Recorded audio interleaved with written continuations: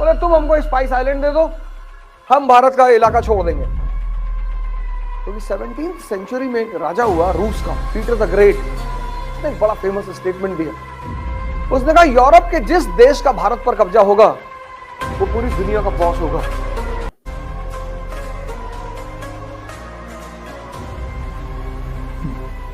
जय हिंद फ्रेंड्स। अब 15वीं सेंचुरी में मैंने कहा नए एस्पिरेंट भारत में दिखाई पड़ते हैं और वो है यूरोपियंस, दे आर यूरोपियंस।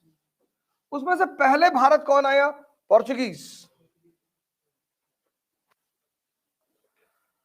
तो 18वीं सेंचुरी में, 18वीं शताब्दी तक 18वीं सेंचुरी में सिर्फ पोर्चुगीज ही नहीं थे, कई सारे यूरोपियंस भारत में थे।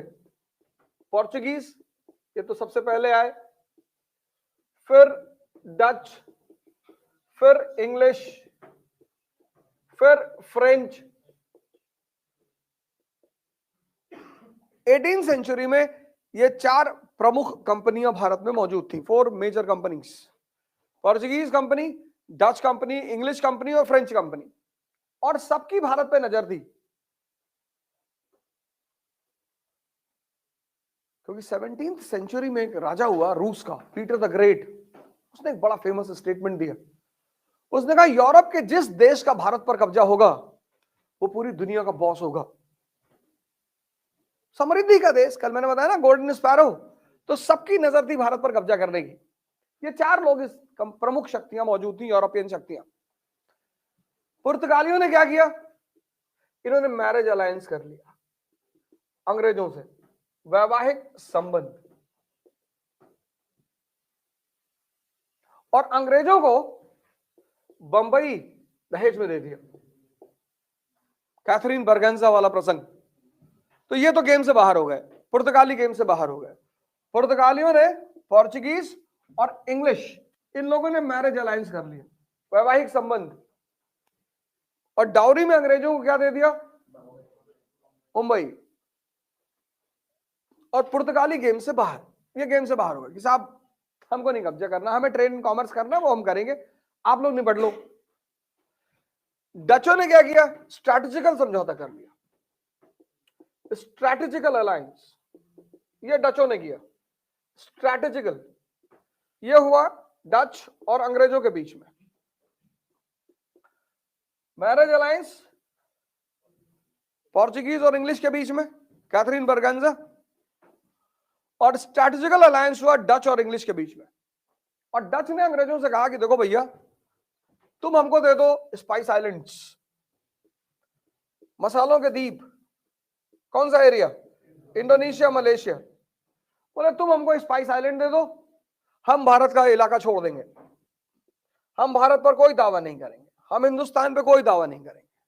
बोले ठीक है, कर लो। तो डचों ने क्या किया? स्पाइस आइलैंड ले लिया, मसालों के द्वीप, इंडोनेशिया, मलेशिया, और भारत पर अपना दावा छोड़ दिया। लेकिन इंग्लिश और फ्रेंच के बीच कोई समझौता नहीं हो पाया।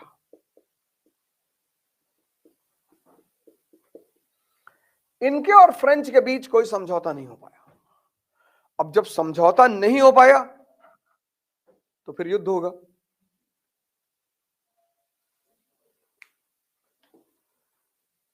जब समझौता नहीं हो पाएगा तो क्या होगा? युद्ध होगा। कि अब युद्ध डिसाइड करेगा कि भारत पर असली दावेदार कौन।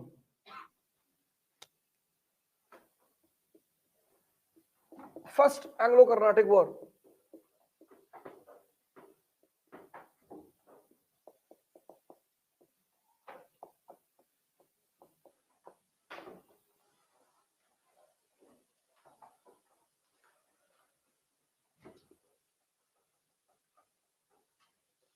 ये तमिलनाडु,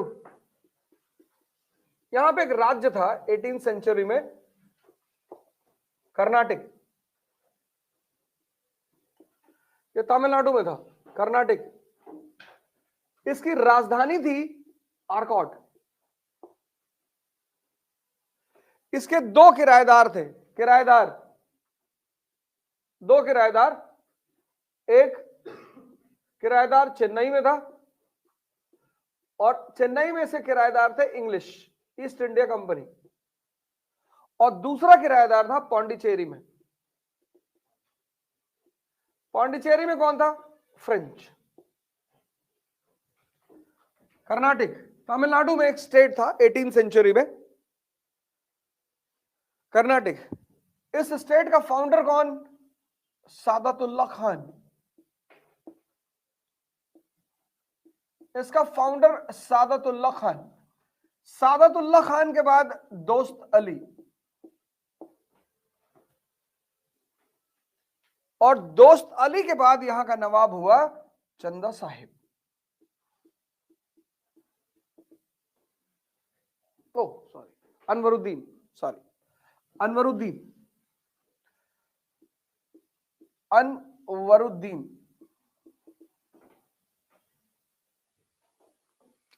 कर्नाटक,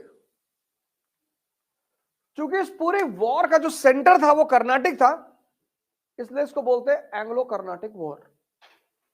तीनों वॉर का जो सेंटर था वो कर्नाटक था, इसलिए इसको कहते हैं एंग्लो कर्नाटक वॉर। किसके किसके बीच में था? इंग्लिश और फ्रेंच के बीच। किस बात के लिए था?